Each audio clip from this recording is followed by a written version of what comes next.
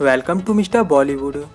आज के इस स्ट्रेस भरी ज़िंदगी में कॉमेडी एक ऐसी चीज़ है जिसकी ज़रूरत हर किसी को है और यही रीज़न है कि आज के टाइम में सिटकॉम्स या कॉमेडी शोज़ लोगों को काफ़ी पसंद आते हैं। तो इस वीडियो में हम आज एक ऐसे ही कॉमेडी शो भाभी जी घर पर है से जुड़े कुछ ऐसे फैक्ट्स जानेंगे जो कि आपके लिए काफ़ी एंटरटेनिंग और इंटरेस्टिंग हो सकता है।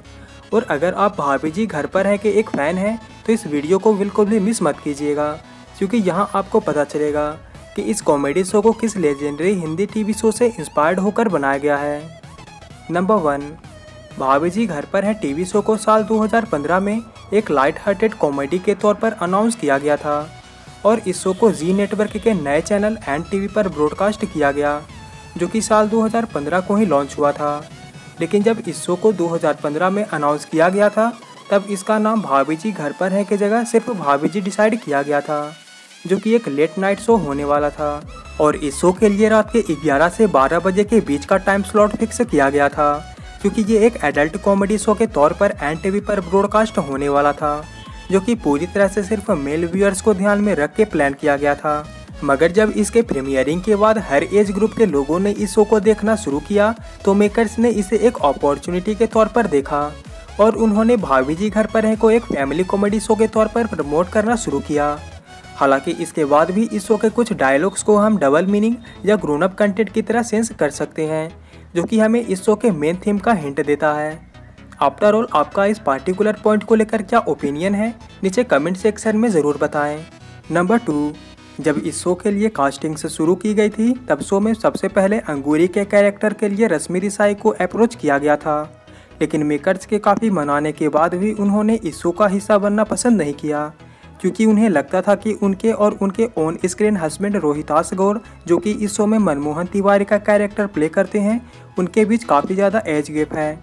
और बाद में इस रोल के लिए शिल्पा शिंदे को साइन किया गया, जो कि इससे पहले भी कई टीवी सीरियल्स में काम कर चुकी थी। मगर अंगूरी के कैरेक्टर में लोगों ने इन्हें काफ़ी पसंद किया और ये इस शो की एक इम्पोर्टेंट पार्ट बन गई। नंबर 3, इस बात को तो आप जान चुकी हैं कि शिल्पा शिंदे भाभी जी घर पर है में फर्स्ट चॉइस नहीं थी, लेकिन ये बात शायद ही आप जानते होंगे कि शिल्पा शिंदे को इस शो में विभूति नारायण मिश्रा का कैरेक्टर प्ले करने वाले एक्टर आसिफ शेख ने रेकमेंड किया था, क्योंकि आसिफ शेख के अकॉर्डिंग इस कैरेक्टर को शिल्पा शिंदे से बेहतर और कोई जस्टिफाई नहीं कर सकता था। इसके अलावा जब शिल्पा शिंदे इस शो से बाहर हुई तो आसिफ शेख उनके इस डिसीजन को लेकर उनके अगेंस्ट थे, क्योंकि आसिफ शेख को लगता था कि ये शो शिल्पा शिंदे के करियर का एक गोल्डन फेज है। साथ ही आसिफ शेख ने एक इंटरव्यू में कहा था कि शिल्पा शिंदे और उनके बीच हमेशा ही एक अच्छी केमिस्ट्री रही थी, जिसके कारण आसिफ शेख को शिल्पा शिंदे ने बिग बॉस में भी रेकमेंड किया था। मगर आसिफ शेख ने बिग बॉस का एक पार्टिसिपेंट बनने से इनकार कर दिया, क्योंकि वो खुद को हमेशा कंट्रोवर्सी से दूर रखना चाहते हैं।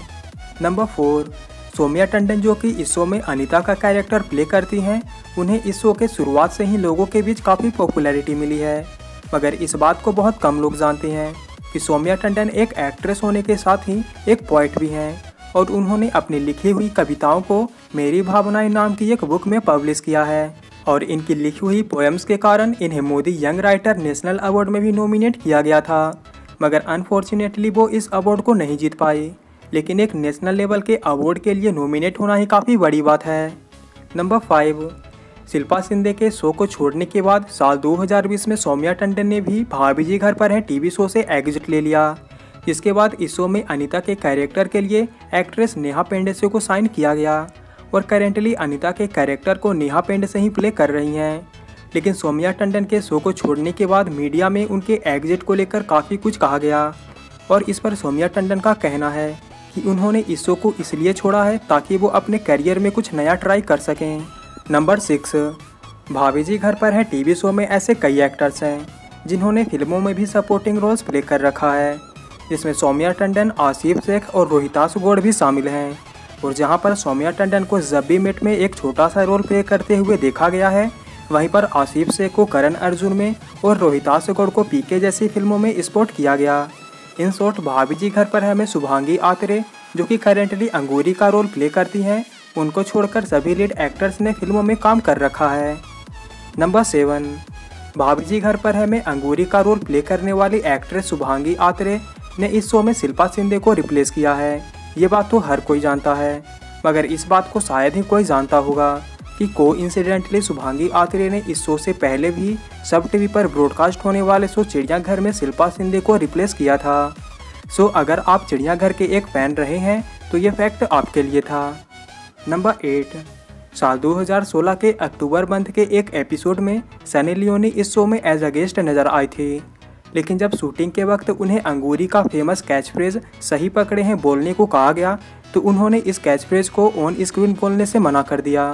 क्योंकि उन्हें लगा कि इस कैच फ्रेज का रेफरेंस काफ़ी वल्गर और डबल मीनिंग है। हालांकि बाद में मेकर्स के सनी लियोनी को घंटों तक कन्विंस करने के बाद वो इस कैच फ्रेज को बोलने के लिए प्रिपेयर हुई। नंबर 9,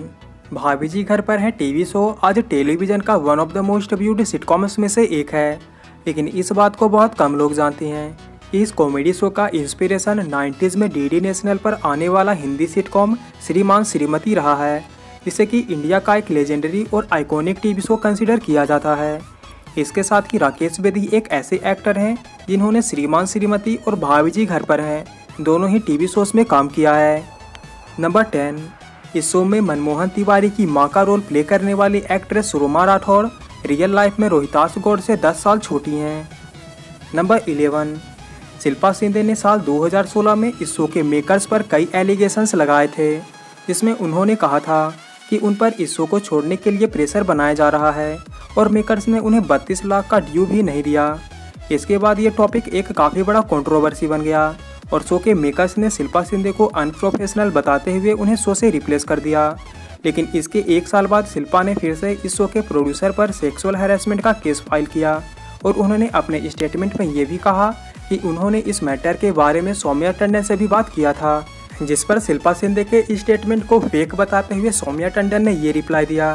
कि इट इज़ सो सैड कि शिल्पा ने मेरे नाम का इस्तेमाल किया, जबकि रियलिटी में ऐसा कुछ हुआ ही नहीं था।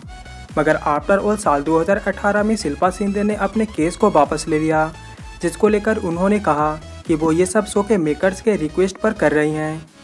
नंबर 12, इस शो में हप्पू सिंह एक ऐसा कैरेक्टर है जिसे कि ऑडियंस ने लीड कैरेक्टर से भी ज़्यादा पसंद किया, और अगर आप हप्पू सिंह के कैरेक्टर को प्ले करने वाले एक्टर योगेश त्रिपाठी को उनके कैरेक्टर से कंपेयर करेंगे तो ये एकदम अनरिकॉग्निजेबल लगते हैं। हालांकि इस कैरेक्टर के पॉपुलैरिटी के कारण एनटीवी ने भाभी जी घर पर है का एक स्पिन ऑफ भी तैयार किया, जिसका टाइटल हप्पू की उल्टन पलटन है, और ये शो पूरी तरह से हप्पू सिंह के कैरेक्टर पर बेस्ड है। नंबर 13, भाभी जी घर पर है एक ऐसा टीवी शो है जो कि सिर्फ इंडिया में ही नहीं बल्कि पाकिस्तान में भी काफ़ी पॉपुलर है और वहाँ भी इस शो का व्यूअरशिप काफ़ी ज़्यादा है। इसके अलावा इस शो को साल 2015 में टेलीविज़न रेटिंग्स के अकॉर्डिंग बिग बॉस से भी ज़्यादा टीआरपी मिला था, और इस पूरे सीजन के दौरान इन दोनों ही टीवी सीरियल्स का टाइम स्लॉट एक दूसरे से क्लैश कर रहा था। नंबर 14, साल 2018 में यूनियन मिनिस्टर किरण रिजिजू ने भी इस शो को लेकर ये ट्वीट किया था कि वो और उनकी वाइफ दोनों ही भाभी जी घर पर हैं के एंथुसियास्टिक फॉलोअर्स हैं। नंबर 15,